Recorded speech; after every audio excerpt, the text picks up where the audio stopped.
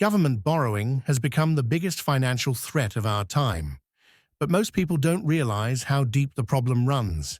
For decades, politicians have promised to fix the debt, but instead, they turned it into the most profitable business model in America, one that you're paying for through inflation, higher interest rates, and savings that lose value every single year. In 1974, the national debt was just $2,150 per person. Today, it's over $100,000 per person. The total debt has exploded to $36.2 trillion, the largest in human history. The interest payments alone now exceed the entire U.S. military budget. And the money isn't going to build roads or improve schools. It's going to the same financial institutions and private interests that benefit every time the debt grows.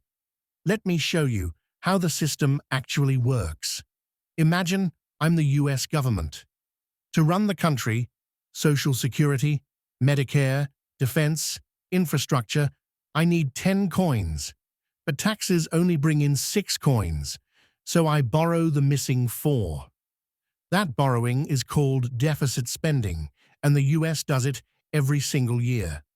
Those borrowed coins get added to the giant stack of national debt, and now I owe interest on all of it, $1.1 trillion in 2024 alone. About 30% of that interest goes to foreign countries like China and Japan, but the majority goes straight into the pockets of U.S. banks, hedge funds, and private investors. This is one of the biggest wealth transfers in American history. The government isn't supposed to borrow endlessly. Congress sets a debt ceiling, a legal limit. But every time the country hits it, politicians panic, fight on TV, threaten shutdowns, and then quietly raise the limit.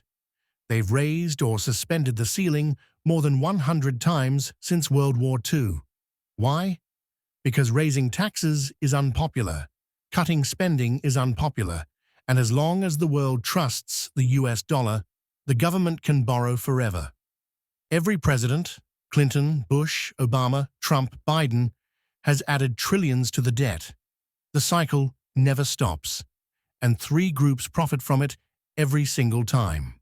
First, Wall Street. Investment banks broker government debt deals and collect massive fees. Asset managers like BlackRock control trillions in government bonds. Even tiny management fees equal billions in revenue.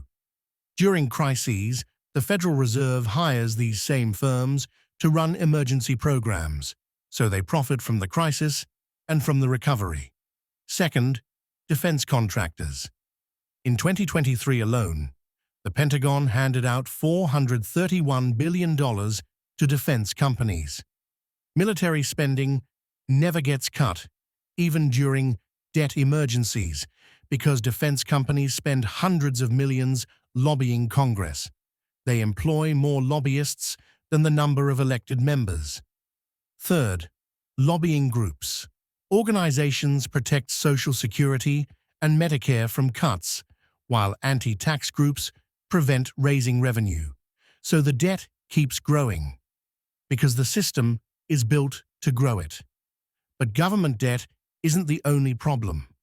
There are 3 debt bombs exploding at the same time. Households owe over $18 trillion. Mortgages, car loans, student loans, and over $1.2 trillion in credit card debt.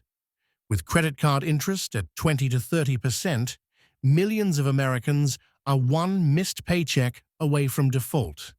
Meanwhile, corporate America owes $21.5 trillion.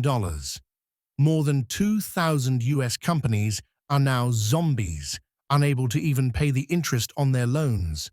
Bankruptcies are rising. Non-performing loans are climbing. And all of this happens while the government itself is drowning in $36 trillion of debt. These problems are connected. When households can't pay their debt, spending drops. When companies default, banks tighten lending. When investors panic, they rush into government bonds. and each crisis forces the government to borrow even more, raising the debt higher. Experts believe we've entered a new phase of capitalism: low growth, persistent inflation, and an economy propped up by debt instead of real innovation. The US is expected to borrow another $20 trillion in the next decade, pushing total debt toward $50 trillion. If major buyers like China and Japan stop purchasing US bonds, interest rates will have to rise dramatically. Every 1% increase adds $360 billion to the annual interest bill. Zombie companies will collapse, households will default, and the government won't have the money to bail anyone out.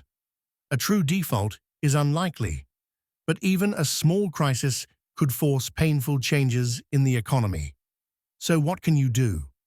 In this system, there are only two types of people: the asset class, people who use debt as leverage to build wealth, and the non-asset class, people who use debt for survival and get crushed by it. Your job is to choose which side you want to be on. Build skills, increase your income, invest intentionally. Position yourself for volatility, because the system won't collapse tomorrow, but it will punish anyone who ignores what's coming.